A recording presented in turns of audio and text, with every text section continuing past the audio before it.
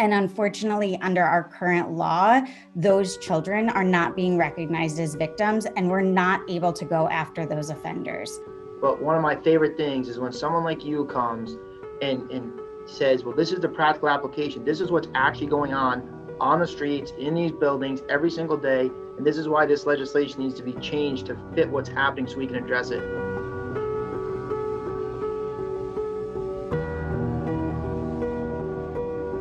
Hi, my name is Erin Williamson, and I'm the Vice President of Global Programs and Strategies at Love146. We're an international anti-trafficking organization based in New Haven, Connecticut, and we run a Connecticut-based survivor care program across the state. I'm testifying today in support of HB 6657. My testimony is based on our experience working with over 600 children who have been identified as suspected and confirmed victims of child sex trafficking here in our state of Connecticut. We work in every jurisdiction. We've worked in every county. Trafficking is happening throughout our state. While our written testimony addresses all of the sections, I'm going to reserve my oral testimony to Section 3, which we've been working extensively on and is critically important.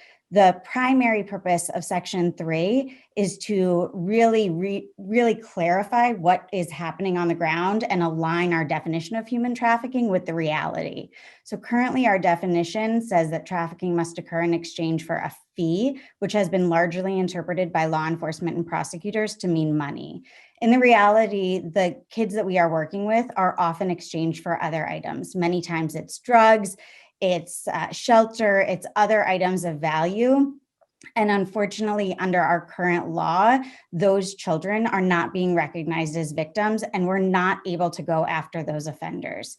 The reality is the exploitation those children experience, the violence they experience, the rape they experience is exactly the same, whether the exchange takes place with money or whether it's drugs or other items. So it's critically important that we align our definition with the reality of what we're seeing on the ground. This also aligns our definition with the federal government's law, which is also critically important.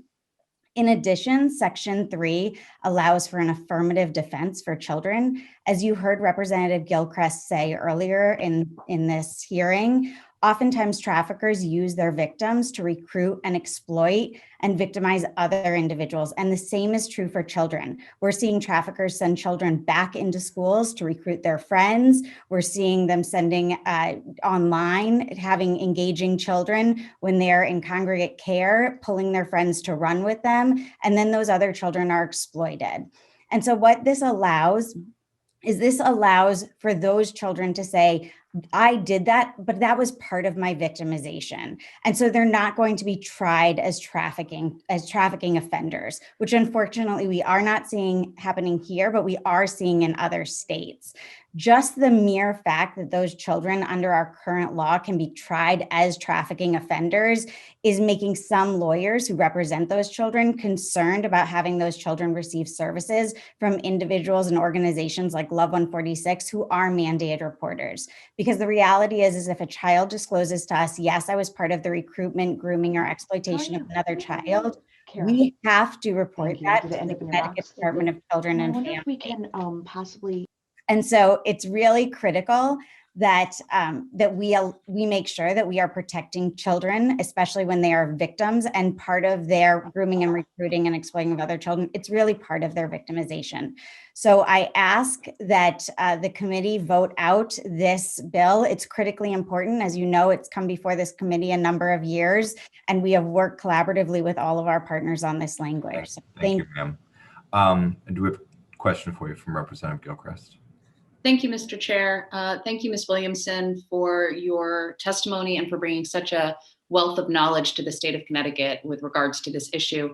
My question has to do when you mention in Section 3 that the current law is in some ways preventing youth who have potentially been victims from getting services. Why would it be important for these youth to get services? Why can't it wait until the proceedings are through?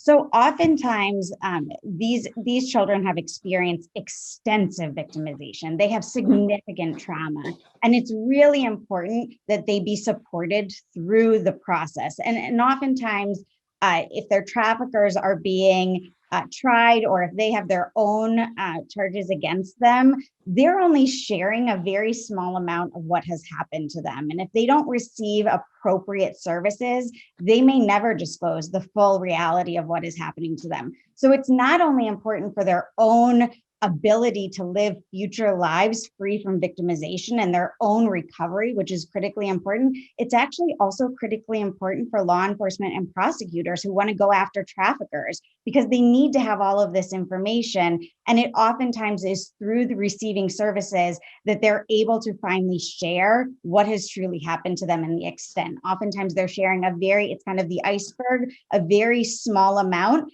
And the reality is there's so much under that water in that iceberg that we're not seeing until they're able to receive appropriate services. Great. Thank you so much. Thank you, Mr. Chair. Thank you. Representative Drabitsky. Thank you, Mr. Chair, and thank you very much for coming in. I don't know enough, and I think most of us don't know enough about human trafficking, and I appreciate your coming in to educate us at least a little bit. Everybody has or at least I have in my mind, the image of human trafficking of people taking young girls and even boys for sexual exploitation and things like that. That's sort of the classic image of human trafficking. My guess is that there's considerably more to it. Could you educate me a little bit about where else it happens and how this bill could help affect that? Sure, absolutely. Yeah. And like I said, we have worked with youth and children throughout the state in every county. We've worked with children, we've worked with boys, we've worked with girls. A number of the youth we work with are today to testify about. Are disproportionately children of color. Unfortunately, we are seeing this. How traffickers go about identifying their victims can happen both in person and online. And usually what they're doing is they are looking for vulnerabilities. Those vulnerabilities could be emotional. They could be due to poverty. They could be due to a number of factors. And they form relationships. And oftentimes they form relationships in an effort to say, I will meet that vulnerability. I will meet that need, be it an emotional need, be it a basic need, housing, shelter, food. And it's part of their kind of recruitment and grooming. And then when they have that youth relying on them, that is oftentimes when the exploitation starts to occur. And oftentimes it happens very slowly, but what we hear is once traffickers are able to exploit a child, then the victimization rapidly increases. So they may initially be gang raped as part of kind of that initiation, but then they're being sold fairly quickly after that. And the number of times that they are exploited exponentially increases at the longer they're with that trafficker. Okay, and so where do these kids typically come from? You know, they do come from all different kinds of families. I will say a lot of our children are involved in the child welfare system and the juvenile justice system. There's not good research to differentiate whether they're vulnerable for trafficking because of what made them vulnerable to being involved in those systems in the first place, or whether there are aspects of their involvement in those systems that also increase their vulnerability to trafficking. But many of the children we work with are system involved. Do you only deal with children? We had a woman earlier that was talking about massage parlors, and I asked about illegal immigration and bringing people in for that purpose. Is that a population that your organization deals with, or do you deal mostly with children? So at Love146, we primarily work with children. As long as an individual was under the age of 18 at time of referral, we'll continue to work with them after they've reached the age of 18. But our mission is around helping children. I will say there's some wonderful organizations in the state of Connecticut. The Connecticut Institute for Refugees and Immigrants, CIRI, is really well versed in working with our immigrant population around trafficking and helping get them visas. So that would be an organization that I would point to that's really knowledgeable on this issue and working with foreign-born victims. Okay, now to the last part of my original question, how do you think this bill would help stem the flow of human trafficking in the population that you deal with? So I think two ways. First of all, as long as traffickers know that they're not going to be arrested and tried for trafficking, as long as the exchange is something other than money, they're going to engage in this criminal activity and not use money. It's very clear in the legislation that it says the exchange for money. We've had really intricate cases where multiple kids have been being trafficked by a very well-organized network, and the exchange was for drugs. And unfortunately, that really hindered the ability for law enforcement and prosecutors to go after those criminals, which just reinforces this idea of, well, as long as we're not using money, we can get away with this crime. Again, the victimization for our children remains the same, whether the exchange is for money or for drugs. So we have to be able to go after these offenders and look at the reality of how this crime is taking place on the streets. The other aspect is what's really important is it's critically important that these kids get services, that a lot of our kids are going to grow up, they're going to have families of their own, they're going to have children of their own. They need to be able to address their trauma when it occurs so that we don't see generational trafficking. Because I will say the research does show that if you have family members or friends who have been trafficked, you are at higher risk for being trafficked yourself. So in order to decrease the risk for generational victimization, we have to make sure these kids are getting services.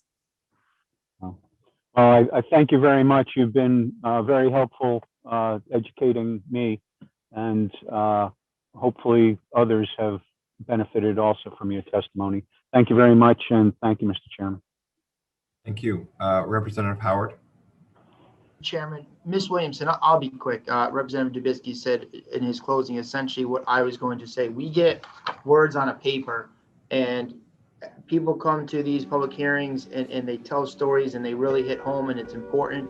But one of my favorite things is when someone like you comes and says, well, this is the practical application. This is what's actually going on the streets, in these buildings every single day. And this is why this legislation needs to be changed to fit what's happening so we can address it.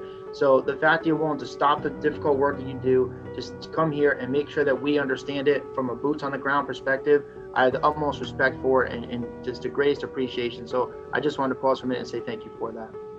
Thank you. And myself and my organization are available anytime any of you would like to learn more about trafficking. We would be happy to meet with you and talk to you more about it.